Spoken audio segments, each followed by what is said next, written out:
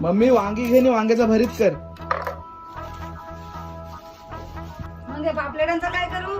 अरे पापलेट आणलीस? हा, मग रेवून दे ते वांगी, पापलेटांचंच कर भरीत. मसाला फ्राय करू का रवा फ्राय करू?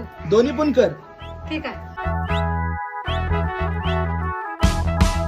अगो पापलेटवाली होशील का माझी नवरी, माझे मनान भरलीस कवरी.